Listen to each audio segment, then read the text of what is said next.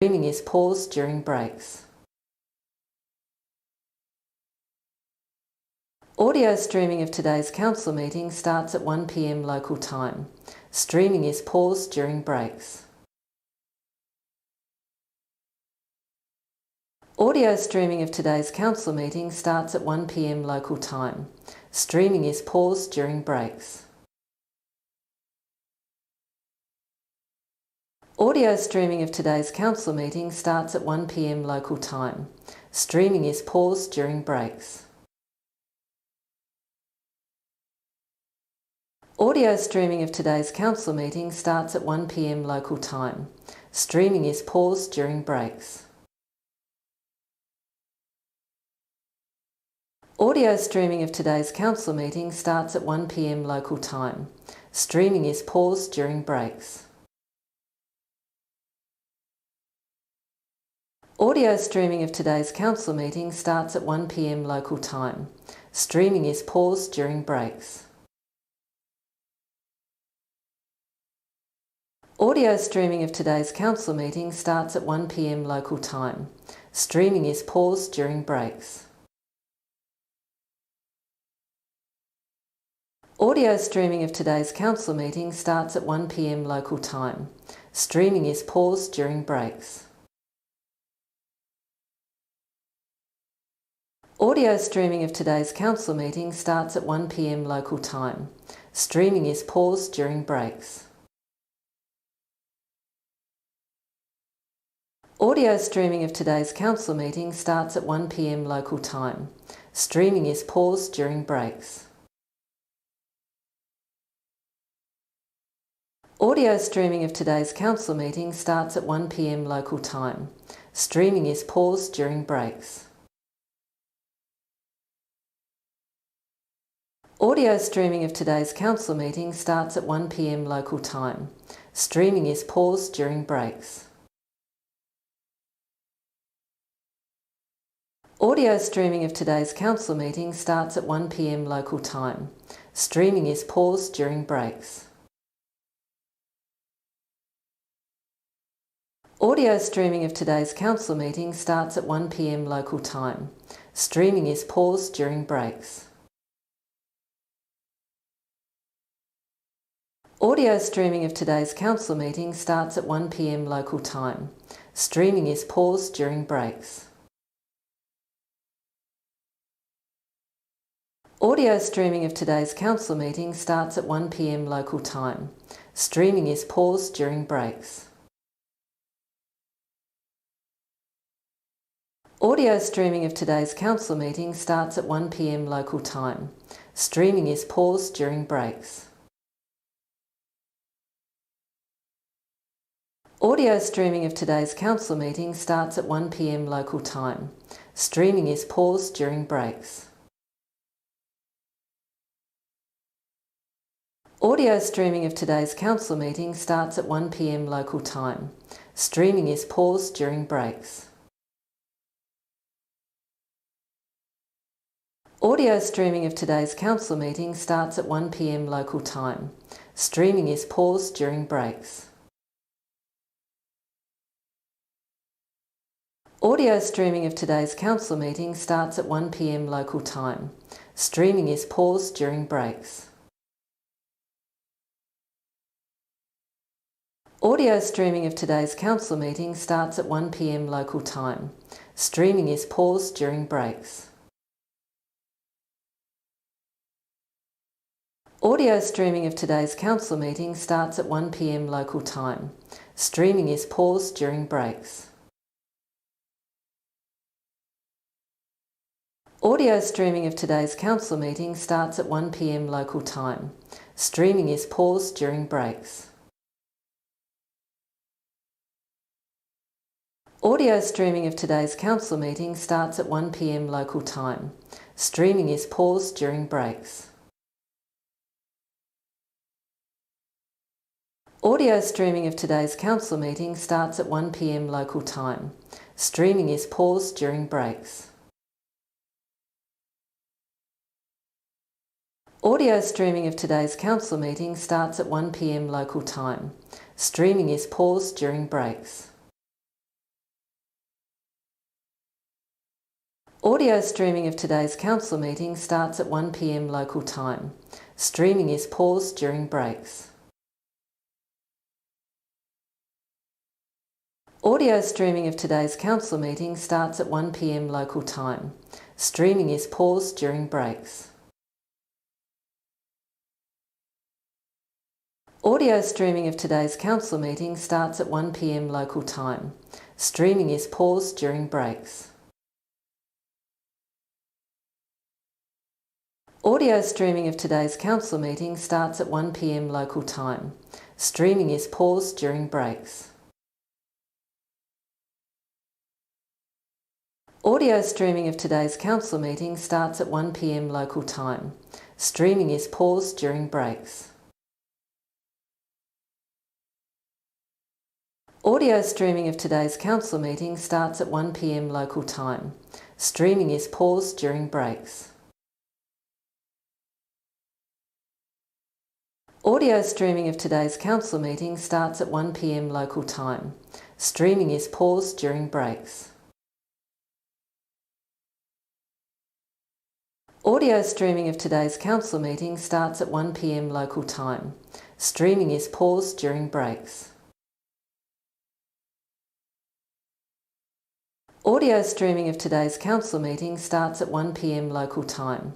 Streaming is paused during breaks. Audio streaming of today's council meeting starts at 1 p.m. local time. Streaming is paused during breaks. Audio streaming of today's council meeting starts at 1 p.m. local time. Streaming is paused during breaks. Audio streaming of today's council meeting starts at 1 p.m. local time. Streaming is paused during breaks. Audio streaming of today's council meeting starts at 1 p.m. local time. Streaming is paused during breaks. Audio streaming of today's council meeting starts at 1 p.m. local time. Streaming is paused during breaks. Audio streaming of today's council meeting starts at 1 p.m. local time. Streaming is paused during breaks. Audio streaming of today's council meeting starts at 1 p.m. local time. Streaming is paused during breaks. Audio streaming of today's council meeting starts at 1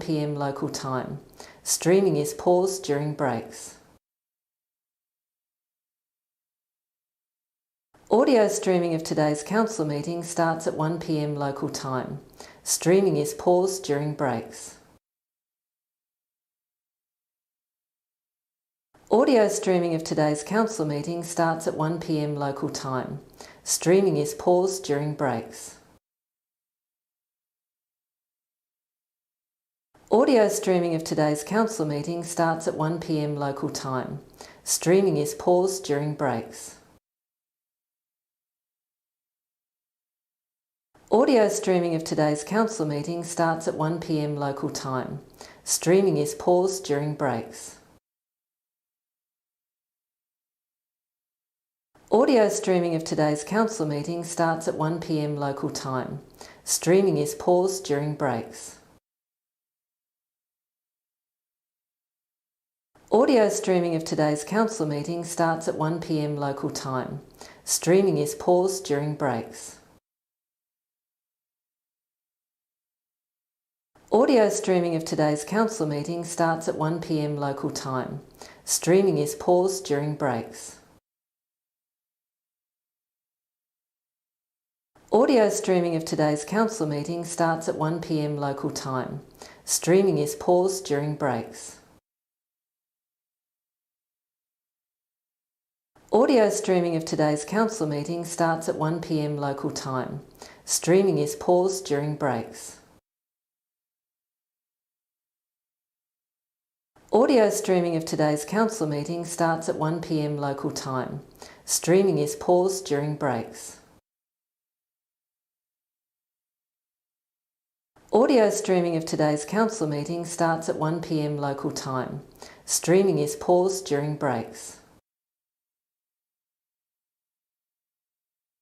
Audio streaming of today's council meeting starts at 1 p.m. local time. Streaming is paused during breaks.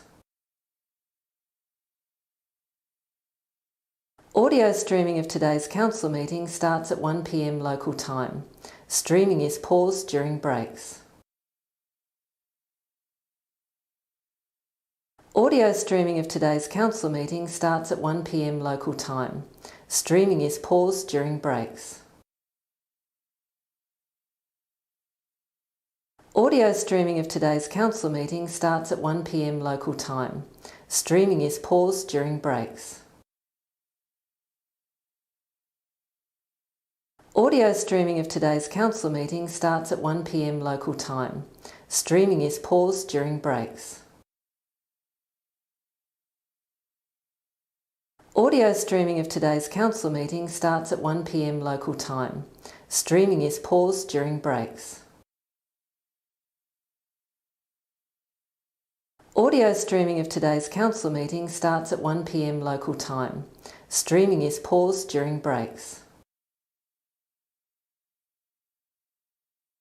Audio streaming of today's council meeting starts at 1 p.m. local time. Streaming is paused during breaks.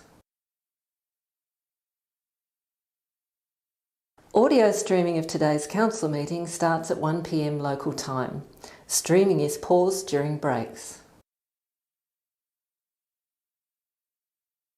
Audio streaming of today's council meeting starts at 1 p.m. local time. Streaming is paused during breaks.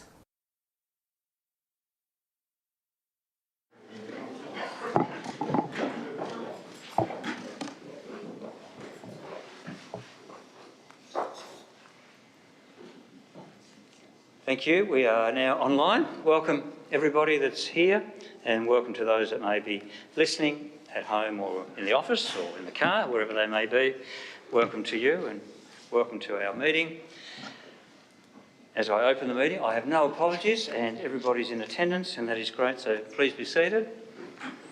I just want to mention that in the mayoral acknowledgements today for congratulate Cataract on Patterson, receiving the Australian Hotel Association in their National Awards Outstanding Achievement in Training, and I think done an absolutely amazing job, and to get that award in Australia is absolutely fantastic, so we congratulate Cataract on Patterson on the winner of that. Any declaration of interests? No? Confirmation of minutes. Somebody move the minutes. Deputy Mayor, seconded Councillor Harris. All those in favour, please raise your hand. And that is all councillors. That is carried. No deputations, no petitions. We do have a community report, and I've seen Adam there. I'm not sure if Emma's there as well, but yep. So over to you, Emma and Adam. Welcome. Hi everyone, my name's Emma Porteous. I'm from Tasdance, which is about to become Assembly 197. I just want to begin by acknowledging that we're gathering on the lands of the Palawa people, and I want to share our acknowledgement, which we've done a lot of work on over the last couple of years, which is 3 strong kind of values that inform everything we do. They are deep listening, deep thinking and deep learning. I'm going to hand you over to Adam now. Hi councillors, thank you so much for having us today. My name is Adam Wheeler, I'm the Artistic Director of Tasdance. 2022 is an exciting year for Tasdance in situ as we become Assembly 197, with this idea that our precinct can become Tasmania's live arts centre. We have 3 artistic domains that we're going to talk about shortly, but also Assembly 197 also now becomes the home of Stompin, Mudlark and Rook Circus. Well, Tasdance has got another busy year. We've got 2 new works in development this year. We're working in partnership with VJam and with Mudlark Theatre for the first time. We're also going to be presenting Joe Lloyd and Pete Matilla's work Collision.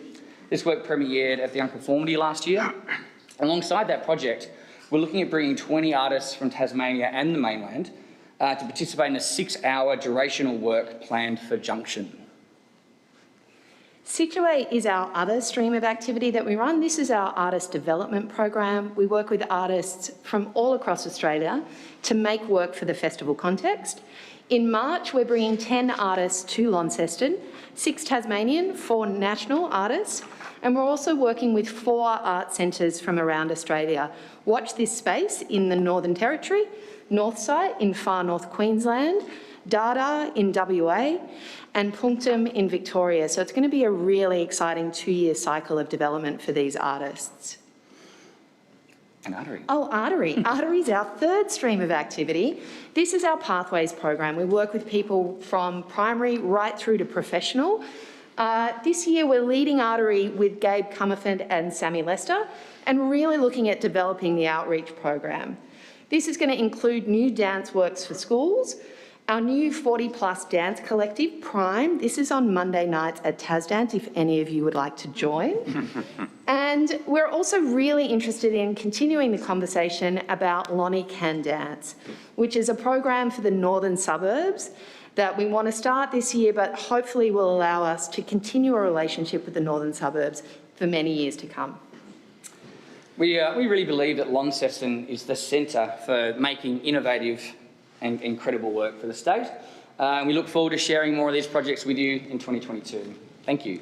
Thank you very much. Thanks for what you do in the community. I know Linda and I, we enjoy a lot of, or all of the ones we go to, and most of those, which is fantastic. So well done, and keep up the great work. Good on you. Thanks for coming. Thank you. Thank you very much. Thanks, guys. So we have no public questions on notice there, but any public questions today from the people out there? Mr Mayor, thank you. Robin Smith on behalf of Coffee Republic. Just following up on the question from the last meeting, I've looked in my history as being a e-scooter PMD user, and it does seem to show a map, and it seems to be quite accurate on one of the vendors as to show where you are in the street, whether you're in the road, which lane you're in, whether you're in the footpath or a bicycle lane. That information, perhaps from what you said last time, isn't being passed to council. And I was interested to see my user history. I wasn't aware of all of the laws when I first started using them, being an early adopter.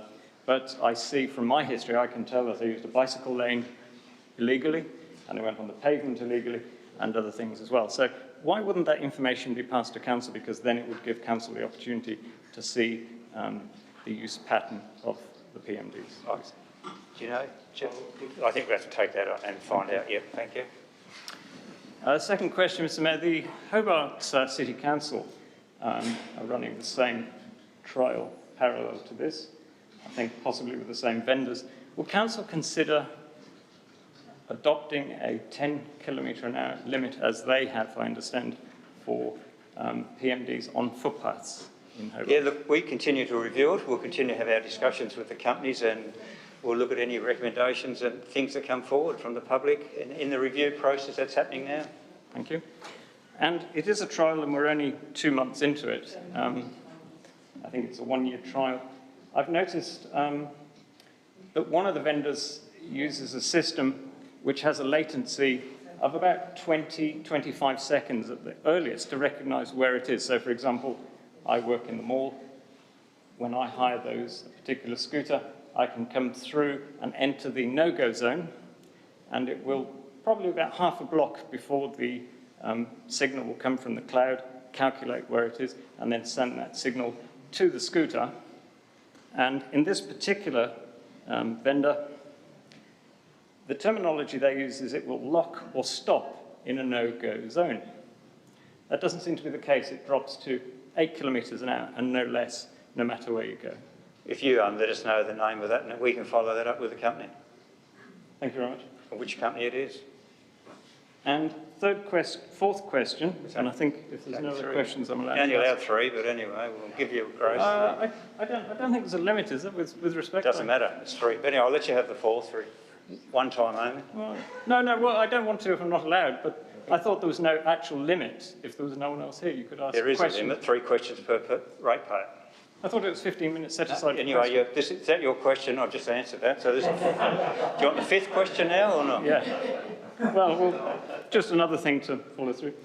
The thylacines. There's 3 thylacines still in front of the NAB on the ground. We had a member of the public fall badly recently over those. The particular reason there was they were hidden in shadows because of their colouring and the shadow across the pavement. They genuinely didn't see them, and it was quite unfair and it was quite an unpleasant fall for them. I understand you're doing a treatment to some of the ones that are closer to where I work. Could you give the same treatment, consideration to the same treatment for those too, because they seem to have the same risk factor to them, please? Yeah, I'm sure we can. We still come back to council to the final solution, and I'm sure that was not too far away. Thank you very much. Thank you. So any further questions? Take it nobody's out there. No, thank you. So then we move on to announcements by the Mayor. I'll back up again. Just to say it's great on Saturday the 29th for Ariane Titmus to be in town, and Deputy Mayor and Councillor Harris was there. And Councillor Priest. Sorry, Councillor Priest. Thank you. And was there at the Launceston Aquatic Centre. It was a great time. It was great to have her there, and it was actually worked in extremely well with the competitions that were on at the same time, and I think the young people certainly appreciated it, all getting their selfies with Ariane, so it was great. No, it was good to have. And then it was good to go to the Festival of the Football launch here on Wednesday the 2nd. So Western United are playing 2 games again in town in April, and they come for the whole week and stay in Launceston, so very positive. And I don't know if many of you were in Civic Square, but it was well organised. Lots of schools were there, kids from groups of soccer, so it was a great day, and it was fantastic to see they're trying to work in with the community as well. So we're hoping that goes well. Any councillor reports? Deputy Mayor. Thank you, Mayor. 4 items that I'd like to briefly share today. The first is 2 weeks ago on Thursday, had the opportunity to represent yourself and council at an event facilitated by Business Events Tasmania. And the reason I mention it is obviously council pays a significant amount each year to Business Events Tasmania, who try very hard to ensure the conference and high-end market is catered for here in the north.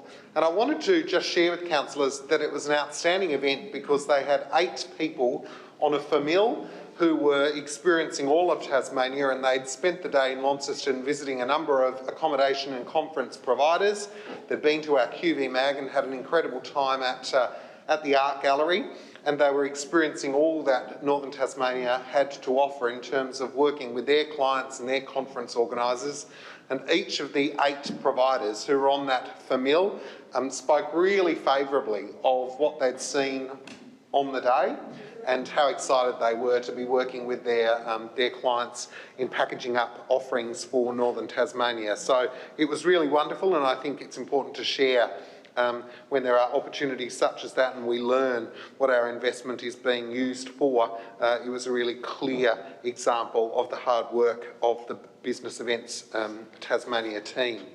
The second thing, Mayor, wanted to reference, and you've already done it, was not only the naming of the Ariane Titmus competition pool, but I think the really wonderful example of public art that is on display at the centre with regard to the mural painted by Josh Foley, local artist with an incredible national profile, and the mural that's on display on the wall next to the naming of the Ariane Titmus competition pool. I think it really added to the day, and I think you know, the number of people that were photographing the mural is testament to the fact that public art in public spaces of good quality is indeed welcomed in our city. So congratulations to Josh Foley, and well done to us on taking up the opportunity that was presented.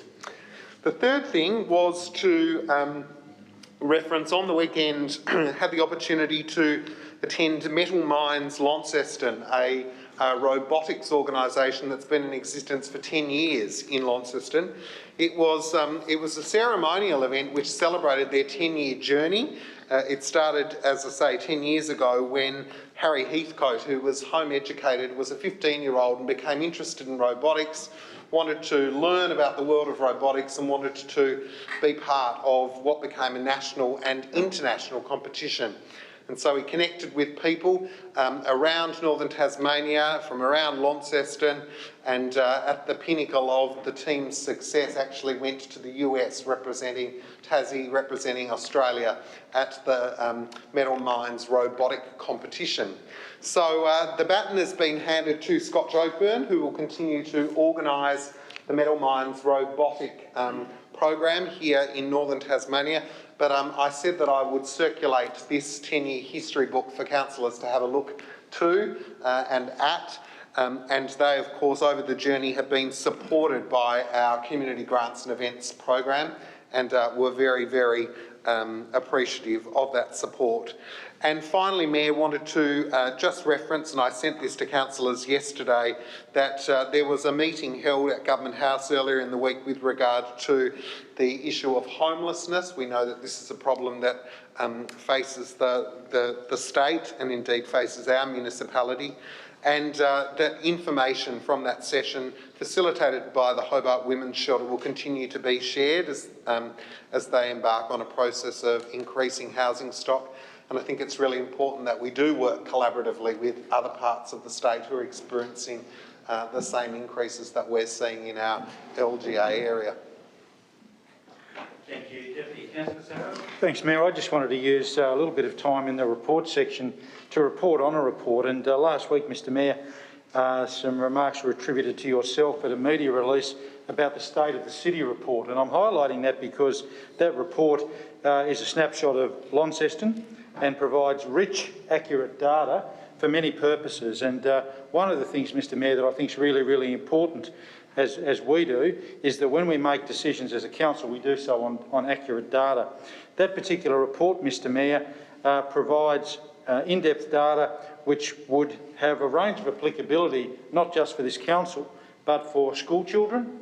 And that's very, very valuable, because if you're ever a parent and you've got a child that's going online looking for rich data on Launceston, they can go to Wikipedia and get a little snapshot, but this is real, rich, accurate data that will inform them and others, Mr Mayor, that can provide opportunities for our council, state government, federal government to work together. Just in conclusion, Mr Mayor, one of the really important things for me, and I'm sure councillors have taken an opportunity to have a look at it, one of the rich things that report provides, it provides not just the things that Launceston does really, really well as a local government area, but it provides areas that are highlighted that might need some improvement. So one, for instance, was the fact that our council area experiences lower educational qualification outcomes than other parts of the country. That should guide decisions that are made in the work of this council and others in improving on the things that need improving on. But in looking through that report, Mr Mayor, it shows very clearly what a wonderful local government area we live in. There's lots of many great things in our area, but also things that we need to work collectively to improve. Thank you. Any other councillors want to report on activities they've undertaken? Councillor Harris. Yeah, thank you. Just a brief one to say that on Monday, Councillor Priest and Councillor Mackenzie and I attended a Council UTAS workshop, and we had a tour of the new library building out at UTAS at Inveresk. And I just wanted to say to you that you've all been invited to the grand opening on the 22nd of February. It is a remarkable building, and you should try to make every effort to come along and enjoy the opening of that new building. Thank you. Thank you. So no more reports. Questions on notice from councillors? There's none there. Questions without... Oh, there is one there, sorry, which is responded to. Questions without notice. Councillor Harris. Yes, if I can, Mr Mayor, to ask the progress of the new Launceston Transport Strategy Committee and when we might see that up and operating, as either you or the CEO might be able to respond. Thanks, Mr Mayor. So I think at the last workshop we clarified councillors who wish to be nominated to be the first representatives on that committee. So we've received some names. They are being suggested in a report that will go to the next council meeting. So we'll determine our council reps then. We're currently working, or we've contacted the other member organisations to ask that they nominate a representative, and most of them have at this point, so we'll be following up the few that haven't. And so once we've received all of those, and after the next council meeting, we'd expect to be able to set some meeting dates and have that new committee come together and start to function. Thank you. Any other further questions? Councillor Walker. Thank you, Mayor. I've just asked firstly to the CEO in last fortnight's council meeting, the council unanimously agreed to write to the Premier in regards to offering additional assistance to people who are vulnerable to the possibility of being infected with COVID.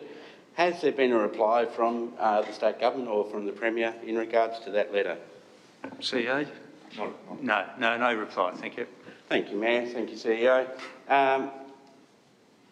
Can the CEO please update the Chamber on the likely timeframe for flagpoles to be installed to fly the Aboriginal flag on council building?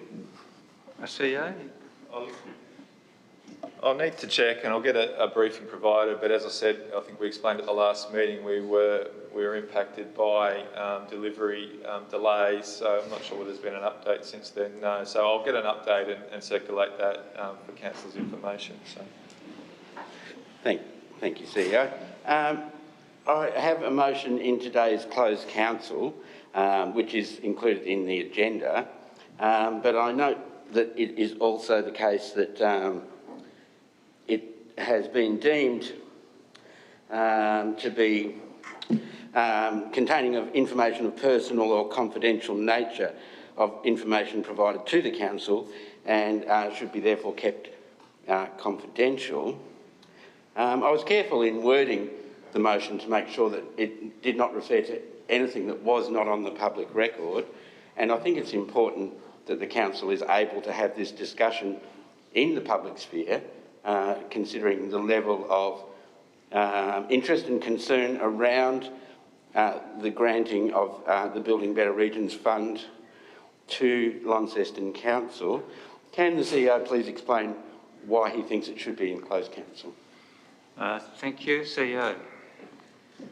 Thanks, Mr Mayor. So obviously it's detailed in the report that is enclosed, and it relates to quite a complex matter with a range of issues that are attached to it. So your motion is directly linked to the previous decision of council, which was made in closed, and therefore it's appropriate that this also be considered in closed. So again, advice received from our legal team internally demonstrates that it does comply with the Local Government Act provisions for it to be considered in closed, and that's a decision was made on that basis. So.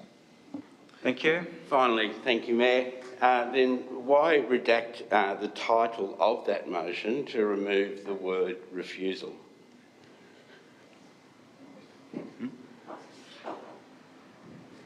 CEO? No, well, I don't believe we did redact it. As I think we've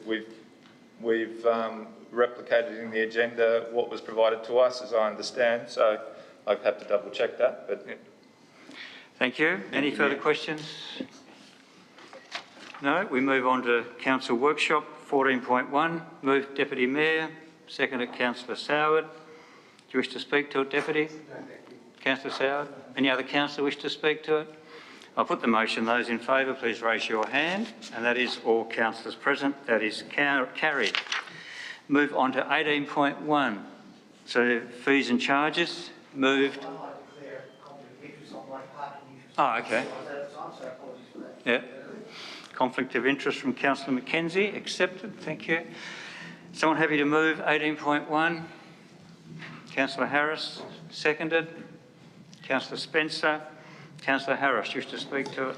Thank you, Mayor. Just briefly, this is a necessary change to the current parking fees that exist at the Half Moon or the QV Mag car park at Inveresk, to change some of the fees charged currently there to facilitate the new North Inveresk car park off Foster Street, to enable all-day parkers to then park at the North Inveresk car park and allow that the more limited QV Mag car park at the, I guess we'll call it the Southern Inveresk site, to be available for shorter-term parkers rather than the all-day parkers. So that's a number of changes that are necessary, and that's what this motion is all about. Thank you. Councillor Spencer. Yes, I think we do need to make changes. I just hope it doesn't affect visitors to the QV Mag. We probably should be encouraging them to visit that beautiful site. Whether putting the fees up will affect that, hopefully not. Thank you. Thank you. Deputy Mayor. Thank you, Mayor, and certainly appreciate us getting to this point with regards to the Inverest Precinct Parking Plan implementation. I think it would be fair to say that the journey to get to this stage with regards to the actual plan, which is one page printed from the UTAS website, has been a bit difficult. I don't necessarily believe all of the rigour that has been attached to the parking plan has been interrogated as best as it should. And I believe the loser in the provision of the parking is going to be our own QV Mag. And I think that's disappointing. I've said it on multiple occasions. I hope that some work is going on behind the scenes to ensure that this Inverest Parking Precinct Plan, one A4 downloadable sheet, does in fact reflect the best interests of the organisation that we're trying so hard to grow and increase visitation to.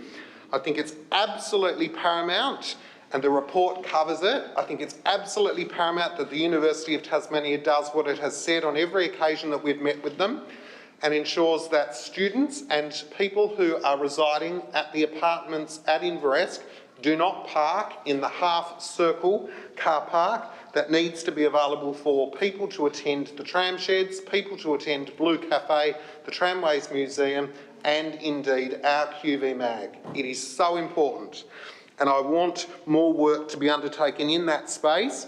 I know that we're going to be looking at the QV Mag parking behind the site to ensure that that is being used appropriately, equitably and fairly. And I know as well that we're going to be looking to ensure that when our Tiger bus tender process comes up, that indeed there is provision for people to get off the Tiger bus at the QV Mag. If we're paying for the Tiger bus and they can't even get off outside our institution that we're trying to increase visitation to, then this parking precinct plan is all about the UTAS and not about the city. And indeed, you know, I'm comfortable with the 852 sites, I'm comfortable with the parking charges, and I believe our staff have done a great body of work to ensure that we are incentivising people moving to the other end of the precinct and increasing turnover at the half-circle car park, but we have to look after our own interests in that precinct, as well as the University of Tasmania's. So we need them to commit to what they've said they're going to do, and there's no indication that they won't do other than what they've said they're going to, but we have to keep them to account. And in supporting the pricing charges today, which is what we're being asked to do, we're incentivising people to move, 400 metres, 600 metres to the other end of the precinct. We're going to be introducing that when it's ready to go, I think on about week commencing the 21st of February or thereabouts. But, you know, it is a partnership, it's a mixed use precinct. And that's what we need to hold them to account on at every single juncture, and we need to ensure that our own QV Mag is being best looked after. So I look forward to the other bodies of work that need to occur to ensure that the Tiger bus can access the site, that the multitude of spaces that are behind the building are best used for the interests that need to be served, and that we do promote, vigorously promote, that that parking at the end of the site, at the northern end of the site, is very cheap in terms of all-day parking, serviced wonderfully by our Tiger bus.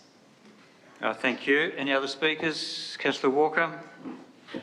Thank you, Mayor. I think I've been roused to speak on after listening to the Deputy Mayor, and I do support his comments in regards to the support to the QV Mag, something which I'm sure everyone would agree with.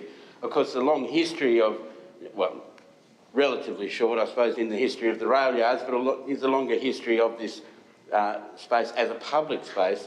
The university were involved from the redesign of the Inverest rail yards, and as well as council and other tenants.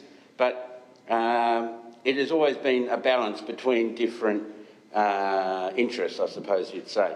That balance has been tipped somewhat with the moving of the university to that area, and I do share those concerns the Deputy Mayor raises. I think that there has been some good work. The reduction in costs for all-day parking to encourage people to move to what's now going to be called the Northern Car Park is a good thing, and we can see that there's potential there for that to happen. It is slightly of more concern that although the QV Mag is a free for Launceston residents to attend, that they may well have to pay additional fees to park there, albeit not a huge amount more, but their time there is also limited. And of course they can catch the Tiger bus for free as well. So there are options there for people, but we have to be careful to make sure that those options are practical and accessible by people. And I think that's the point that I definitely agree with from the Deputy Mayor, that anything we can do to make the QV Mag more accessible is important work for us to do. Traditionally, university campuses are not places that people who aren't involved in the university will rush to go to, and I think we have to be very careful that the site itself doesn't become identified more so as a university than anything else. That's a job for us to do in conjunction with UTAS, and I think that is an important part going forward. But having said all that, what we did have with the round circle was visionary before its time. It was parking outside the CBD that allowed people to park all day and walk to work or ride to work or whatever they wanted. That's exactly the sort of thing we want in this town. That's changed. We've moved that further away. So again, we need to see council actively encouraging that type of transport solution for people. Not just there, but we need to be looking elsewhere around outside the CBD if we want to encourage people to find alternative ways to avoid having to come into the city with their cars and things like that.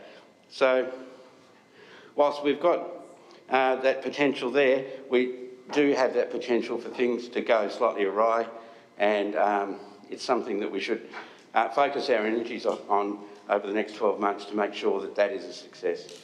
Thank you, Mayor. Thank you. Any other speakers? Councillor Harris, wish to close?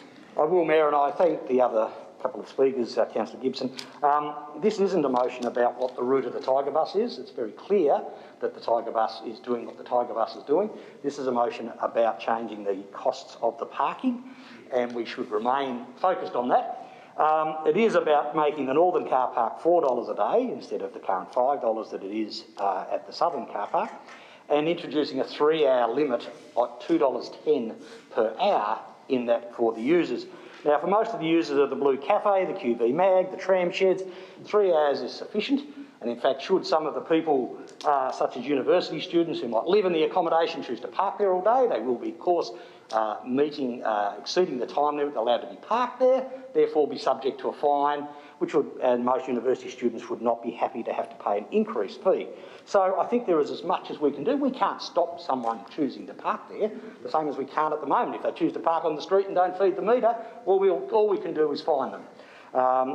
So I think we need to be conscious of what it is we're actually talking about here today, and I believe that the UTAS, their plans for that site is in fact to make it open and available to all in the city, and so I think this is one of the very important parts of that.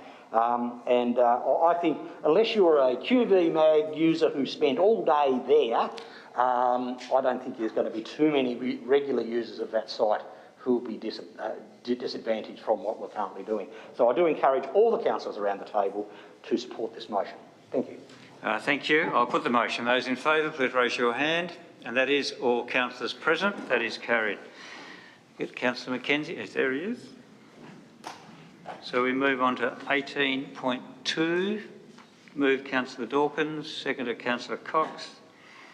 Councillor Dawkins, you wish to speak to it. Thank you. Thank you to council officers for the work they've done on this, the traffic calming or traffic safety measures for Trevellyn Gorge Road. At the time of the debate, it was acknowledged that this was not going to be easy. If it had been easy, it would have been done years ago. But that doesn't mean that we shouldn't keep moving towards our problems and listening to our community when they let us know that they believe there are issues that could be reduced. So the minor measures, the short-term measures, the ones that can be conducted without serious expense or major engineering projects, those have been conducted or will be conducted over the next couple of months. I noted with the heavy spring rain that the vegetation growth in Trevally, like anywhere else, had been absolutely diabolical, and those really narrow footpaths with the amount of foliage that was growing onto them was making it incredibly difficult for people to walk down the hill. Nothing anyone can do about that. That's a La Nina spring for you, so that's going to happen every 5 or 6 years. But what's really interesting to me about this project, A, is that it bubbled up from the community. This wasn't something that I, campaigned on and brought to council, but certainly something I think of great interest to the community, how we return our communities to the people. That for so long, and we've all talked about it and we've listened to others talk about it, our communities have been about how people can quickly move through them in their cars rather than how they can be in them. And I think the pandemic really brought that home in Launceston, that whilst we had our moat and there wasn't a lot of COVID here and people were working from home or their lifestyles had changed, there were so many more people out on the streets who were really enjoying our city for what it is. And some of that is because there was a reduced pace of life. And that's what I think we really need to bring to our community. We're working with the City Hut project, the traffic management plans, but we can't stop there. Right into the traffic, no, that's not the right word, the Transport Commissioner is really the most important part of this for me, as well as the raised platform at the South Esk Road intersection. They're the two things that I think will have a material difference if the Transport Commissioner can see his or her way to reducing that speed to 40 kilometres an hour, because we did move from 60 to 50 some years ago, and then there was a lot of uproar and people couldn't believe that they were going to have to change, but they did, and they changed reasonably quickly and it was accepted. Changing to 40 is inevitable. There are major streets in roads in Sydney and other jurisdictions in the country now that are 40, and they went through the same pain for that change. But that change did come, and it will continue to come, because all over the developed world, it's been recognised that in communities where people can take their time, they can enjoy walking, they can enjoy cycling, they don't have to drive as quickly as they can from A to B, there is an increased quality of life, and that's what this motion was about. So I thank the council officers involved, and really looking forward to getting a yay from the Transport Commissioner when we speak with them. Thank you. Councillor Cox. Yeah, thanks, Mayor. Just quickly to support that. There's been a lot of work over many, many years on that particular area. It is one of the most difficult sites in Launceston, without a shadow of doubt. There is no room for pedestrians, there's no room for cyclists, and it makes it extremely difficult to make any improvements at all. So I think the departmental officers or the council officers have done a terrific job. They've looked at it from every possible angle. They've looked at what can be done, what might be done, and they've narrowed it down to what I think is a pretty realistic look. So I'm hopeful that the Transport Commissioner will approve this. This wouldn't be the first time. There's no reason why they couldn't or shouldn't do it. There again, what I think probably won't influence them. But I do think, as Councillor Dawkins said, 40 is the new 50. It's some places now in other parts of the world are down to 20 in built-up areas. So I see no reason why it can't be brought back to 40. I hope it is.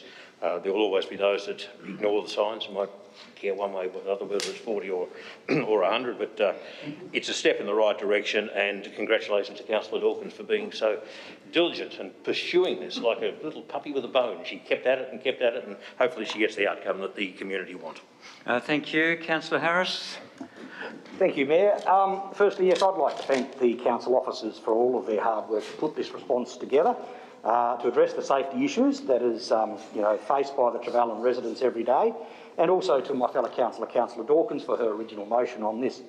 And while some of the items identified in the report, such as the new 50 km/h speed limit and the Sharrow bicycle symbol on line marking may help to remind drivers to slow down on that particular road and drive to the conditions, The current design and location of these two roads, that is Trevellyn Road and Gorge Road, makes it extremely difficult to implement good urban design principles, as Councillor Cox has said, for what is really a very car-dependent suburb. However, it's worth remembering that Trevellyn was initially developed well before the motor car, and it was a commonplace, and before motor cars were commonplace. And it offers residents an excellent range of services. It's got a primary school, halls, churches, bowls club, tennis club, cricket oval, plus of course it gains access to the Trevellyn Gorge Reserve, and as well as an excellent shopping precinct which offers a bakery, a pharmacy, grocer, newsagent, post office, hairdresser, gift shop. And if there are those types of services in other Launceston suburbs, they'd be very, very happy to have it, other than Mowbray or perhaps Newston and Kings Meadows.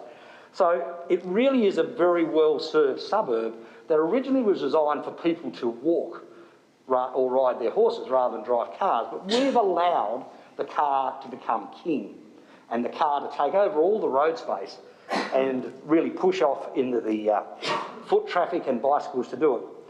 And that's to the detriment of the residents who actually live and work there. Now, we've identified future capital works, such as trying to widen the footpaths where possible, improving the lighting, or even resealing the Gorge Road with skid-resistant asphalt to improve the pedestrian safety, all of which are wonderful, as well as the raised intersection at the Trevellyn Road and South East Road intersection. Whilst they are shown as longer-term plans, to me they are merely medium-term plans. That is something that in the next 4 to 5 years we would hope some progress has been made. And this, of course, the suggestion to reduce the speed limit on the Gorge Road to 40 km/h has my full support, and I hope it would round the table as well for the reasons as identified by the other speakers. Because reducing speeds is the key to making it a more attractive and safer area for people to use active living. However, what we need to do, the solutions to Trevellyn's road and problems aren't necessarily contained in this report. The community needs to continue the conversation. They need to talk about what the roads should look like into the future, because they're going to be the ones using it. And that will mean changes to residents' current habits and their car usage patterns. And that's the sort of conversation that I'd like to see around the school gate, perhaps around the cafes, around the sporting clubs.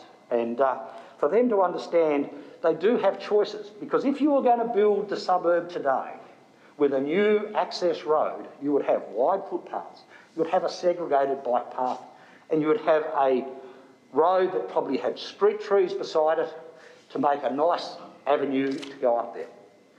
The trouble is we've got a very limited space. And whilst that might sound like you're just dreaming of what it could be like, the residents have to think about how they can achieve that if that is what they want. I'll leave it to them to decide how they can do that. So ultimately, at the end of the day, I believe that our new Transport Committee, or Transport Strategy Committee, will be empowered to perhaps look at how this can be implemented and changed in the future, so that major roads, highways and streets all have very different uses and all have very different needs of how they should be established to enable the community to safely travel along them. And as Councillor Dawkins says, you know, that will then allow the residents of Trevellyn to really enjoy their suburb in the way that they used to perhaps 50 years ago, when almost every child walked to school, and I'm sure very few do now. Thank you. Thank you. Councillor Mackenzie. Thanks, Mayor. All I just really wanted to raise was just commend the work done by Councillor Dawkins to bring the motion. But furthermore, I just think the articulation that the officers have actually done on all the problems and their proposed solutions, I think, is a really great template for future documents of this nature, so that we can actually sit there and say, even if I agree or disagree with some of the elements and some of the conclusions that have been raised, at least we understand the rationale behind them. And I think it's a really good thing, because this may well raise its head, and I'm sure it will raise its head again at some stage in the future, but at least with a document like this, we've actually got some real articulation of why we can and why we can't do things, and things that we control and things we don't control. So I'd really just like to commend the paper for everybody and the decisions that have been made. I think this is a step forward, and maybe there are a few further steps that we can sort of work through into the future, but at this point in time, I think it's a really sensible way for us to proceed. Thank you. Councillor Walker. Thank you, Mayor. And I think Councillor Dawkins for bringing this to the Council's attention and for the work that's been done in presenting this proposed safety measures. Of course, this particular road in this suburb is perhaps unique in Launceston insofar of its topography. It's narrow, but the fact that it's a feeder road that serves more than just Trevelyan. It is the suburbs behind Trevelyan, it's parts of Riverside, and it's an area that is also continuing to grow. And so we can only expect that traffic will increase somewhat, and we're all painfully aware of the limitations of that particular section of this feeder road. And when you look at the report and you see that 8,500 vehicles per day with peak flows of around 1,000 vehicles, yeah, I do find it hard to think that that is all just coming from Trevelyan. Of course, it is a major feeder road for Launceston, and this, while we might talk about 40 being the new 50, I think in this case it's particularly applicable. I struggle to think of another road around Launceston, and I'm happy to be corrected, that you know, suffers from the same positioning and the same lack of alternatives for people travelling in that area. If we look at that particular area, people do have to travel further down the river to Cherry Road perhaps to try and get up to the back of Trevelyan, and it's yeah, a long way round for a lot of people, and they're just not going to make that decision. Having said all that, I think that the greatest thing to come out of this will be a retreatment of the area around South Bank and North Bank, South-East Bank, North Bank, pretty much in the middle of Gorge Road. It's an area where the topography changes from a winding street to a flat street, so it means that some people are moving at speed in that area. And anything that can be done to calm that particular area, I think will have a great impact. I note that the accidents more often occur further up the road, where Trevelyan Road meets Gorge Road, and there is a sweeping bend, and there has been cars that have lost control there before, and I see that there's some treatment that also may be applicable there to help with cars sort of not losing control in that particular area. So, having said all that, certainly I will be supporting this. I'm supportive of the idea of reducing it to 40 kilometres. I don't think that that is going to become the new standard for many streets in Launceston. Indeed, I don't think it's probably necessary. But I would be happy if anyone can point out to me similar troublesome areas in Launceston that we can have a look at that may sort of also require that type of treatment. And I suppose, finally, while it is difficult and our options are limited, I would like to see any ideas that can help to alleviate this particular route being the only route that people can use in that part of town. It's the only street at the moment that a large amount of people will choose to use, and anything we could do to try and reduce that in the long term would be a great thing. So if anyone's got any ideas, by all means bring them forward. Thank you. Any other speakers? Councillor Dawkins, wish to close? Thank you, and thanks for the support around the table. Look, I know in some ways we are trying to kind of give an engineering solution to a social problem. It's not the way that, it's not cars per se, it's the way that some people use them, and I witnessed today all the good work that West Hamer Council have done on the corner of Eula Lee and Pitt Avenue. You know, the 25-kilometre reduction and the raised platform there, but it's still 60 kilometres, and people are driving straight up to it at 60 as far as they can get, then reducing it to 25, straight around the corner and then back to 50 or 60 if they continue on Pitt Avenue as quickly as they possibly can. Well, that's driver behaviour, you know, that's something that we can't solve here today, and those kind of things. Put some people behind the wheel of a car and the sense of power that they get is just palpable, and they love it, and we all know that, and even some of us have felt it sometimes. I get it, but that's not what our precious communities need. And It's not what our children need. You know, there's a lot of kids that come down over that hill. They're forced to cross the road in an unsafe way. It's not good enough. If we can get to these medium or long-term solutions as fast as we possibly can, I know it's going to resolve a lot of those issues. If people are forced to slow to 25 at South Esk, to get to that bus stop, that will be a huge improvement. And again, I thank you for your support. Yep, thank you. I'll put the motion. Those in favour, please raise your hand. And that is all councillors present. That is carried. Then we move on to 19.1 and just remind people there is a change to point 2. The word underline gets removed in point 2, and where it excludes capital becomes including capital. And I think that is it. So those changes, I'm happy to move that. Councillor Soward moving, or Councillor Mackenzie seconding. Councillor Soward, do you wish to speak? Yeah, thanks, Mr Mayor. One of the things that I always say when we deal with budget matters is that, and this is a perfect example of it, that our budget is a living document. It's not just something that's passed down when we deal with the budget and strike the rate. It does change and evolve through the year. And as very clearly articulated in the report, it specifies it highlights exactly what I'm saying. So it shows, I guess, in simple terms, how tranches of money are moved around the budget to cover different things. And as we work our way through the document, it highlights, for instance, the IT funds being reallocated from capital to operations. It goes through and it mentions some grant funding that Council's been very fortunate to secure with regards to the electric vehicles. It talks about some money received from the state government as part of an election promise to deal with the Lilydale Bowls Club. And again, Mr Mayor, they are but some of the items. It's really well articulated there. It's very clear to members of the public who might have looked at the document online or are listening in now. But as part of the transparency that Council operates under, it's spelled out there very, very clearly so people can see what's being moved around and why. It refers to a key purchase, and others may speak to that, to a key purchase of an item for the QV mag collection and so forth.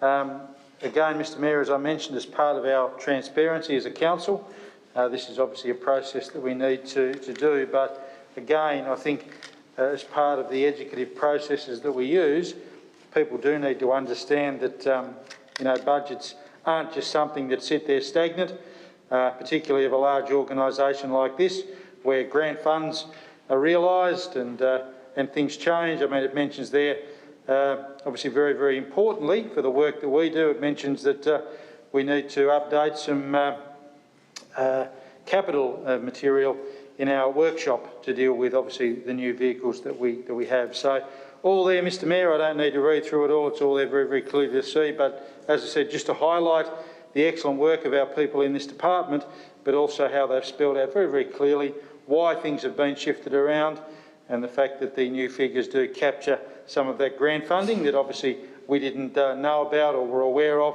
back at the time when we put the budget together last year. Thank you. Thank you. Councillor Spencer has a question. Thanks, Mayor. Just the $10,000 increase in the car charges, is that making more charges? They've just gone up at an expense to purchase them. Louise will answer the question. Councillor Spencer, we achieved some grant funding and we needed to provide additional funds to provide additional charges around our municipality in identified key locations. So it's not because the costs have increased, it's just because we have an opportunity to provide more charging stations in the municipality. Thank you. Thank you. Councillor Mackenzie, wish to speak? No? Deputy Mayor? Thank you. Very briefly, on page 29, and Councillor Soward did allude to it, in the absence of a report from QV Mag, which I know will be coming soon, it is a testament to the hard work of volunteers that significant dollars were raised and were able to be contributed to the purchase of a new acquisition as listed on page 29. And, you know, all sources of income are recognised, but when it comes from hard-working volunteers who are putting up their hand to support what it is that we strategically want to do, I think that deserves commendation. Thank you. Any other speakers? Councillor Walker.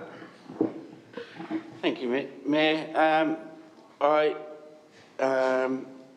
do note that there has... Well, I'll start with a question, if that's okay. I do note that there's been some changes to the project around the Northern Car Park management system. That there's been an additional $100,000 being allocated to cover CCTV network and fibre installation expenditure. I suppose bearing in mind that this car park is shared with the university, I suppose I'm wondering, is that a shared cost with the university, and what impact will that additional $100,000 have on the long-term balancing of investment there, which was part of the rationale behind approving the Northern Car Park? General Manager Everhard, or is he... Oh, look, I'm going to take it on notice. Take it on notice. Question, Menz. We'll take that on notice, thank you. Yeah, that's understandable, and I can understand. You know, it's only something that occurred to me as I looked at it last night. You know, many of the things I will speak now, if that's okay, Mayor.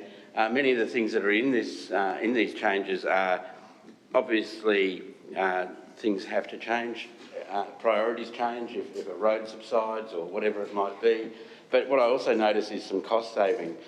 For example, with the QV Mag, electing to do some of its own printing by purchasing a large format printer, which will result in cost savings.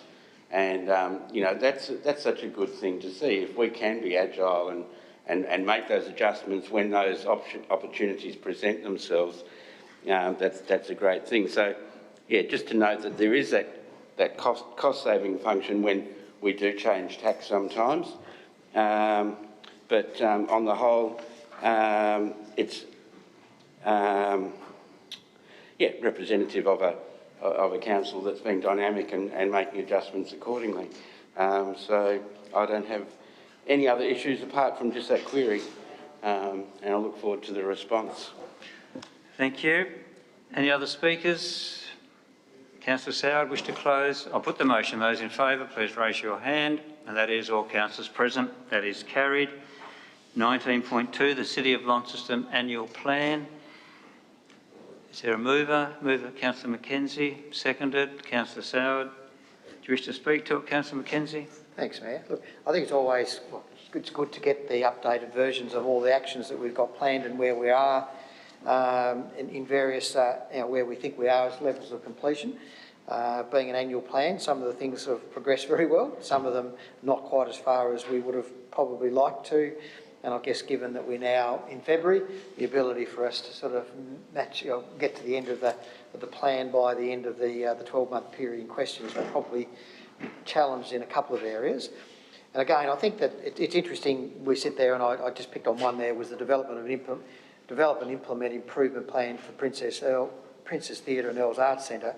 We're saying we're only 2% complete on there. I think we've done what we've actually done in regards to the master planning for that, I think is actually, would suggest to me that we're a long way further ahead than the 2% that's sort of stated in there, because I think that the master plan is the key to actually getting anything done into the future. So I think that's a really good thing. But look, I think that the information's there for people to read. I think it's great for the community. It's great for us to read it in a summary document like this as to where we think we're going on various things. And I guess if people have individual questions about the level of completeness that we've got on some of these things, I think that's up to them as community members to raise that with us, and we can then follow it through.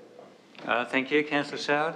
Thanks, Mr Mayor, and I just echo Councillor Mackenzie's comments, and all I wanted to add was that as you look at the document itself under this item, it's a significant document. There's a significant amount of items listed, and appreciate the full and frank feedback from officers in where those projects are at. And if anyone has any doubt of, I guess, how busy the council is in what they're doing, they've only got to look at that agenda item and see the significant amount of work that's being done against a significant amount of items. And I thank all involved for what they've done, and look forward to work continuing. Thank you. Thank you. Any other speakers? Councillor Walker.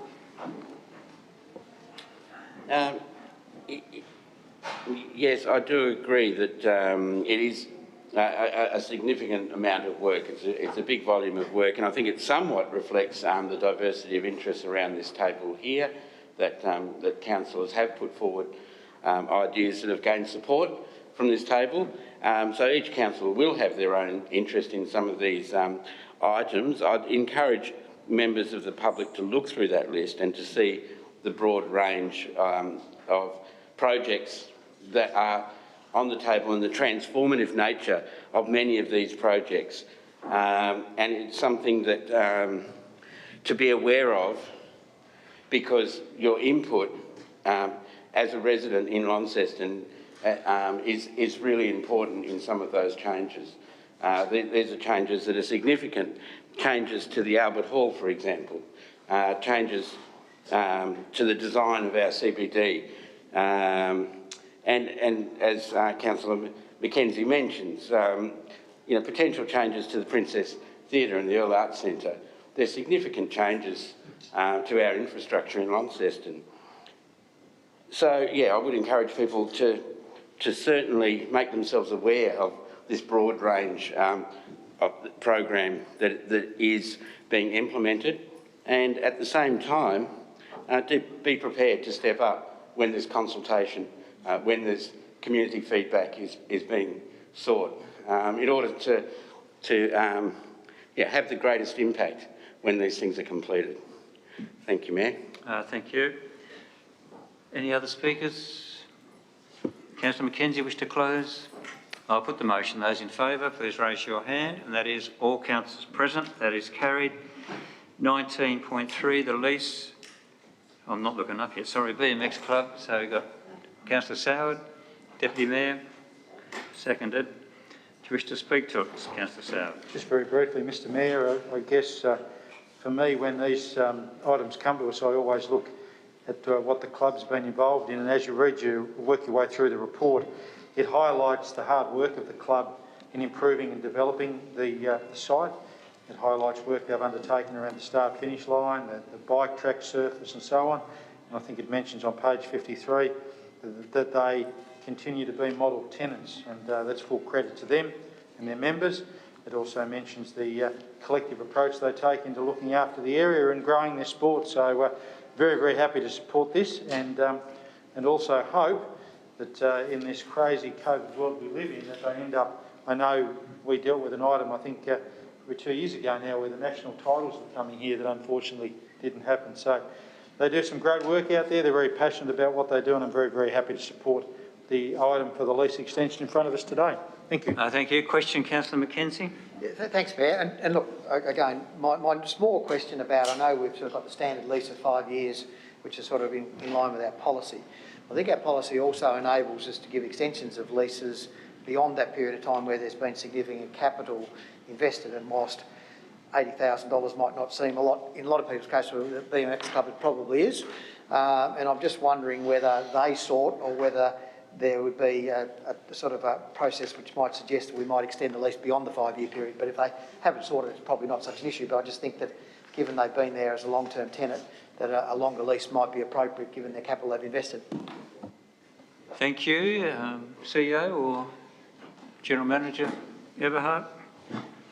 I must say there is mechanisms to give longer leases. I guess it's on public land, and so it includes public advertising and a different longer process.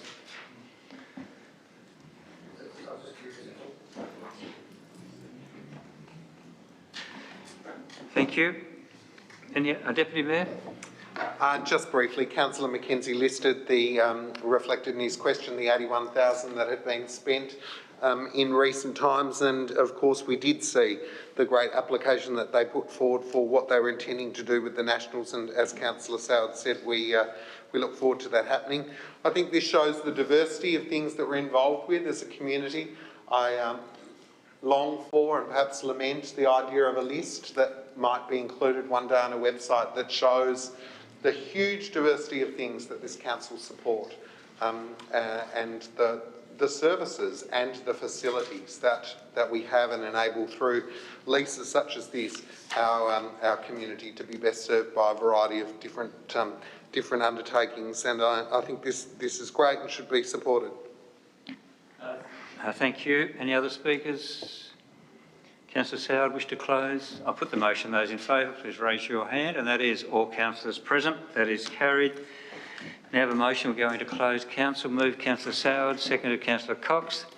All those in favour, please raise your hand. And that's all councillors present. So we're now going to closed council. Thank you.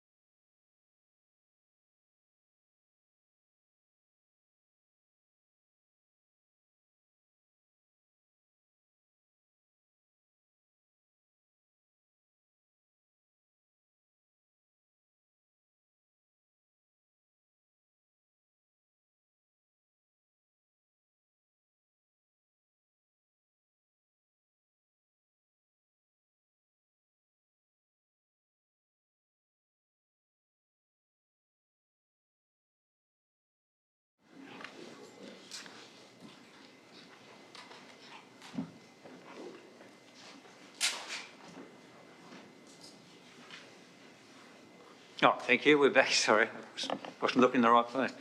We are now back in open council. So somebody happy to move a motion? Move Councillor Soward, second Councillor Spencer. As it's up on the screen for the closed council minutes and the Building Better Regions Fund grant. Endorse those decisions. All those in favour, please raise your hand. And that is all councillors present. That is carried. We'll now close the meeting. Thank you very much.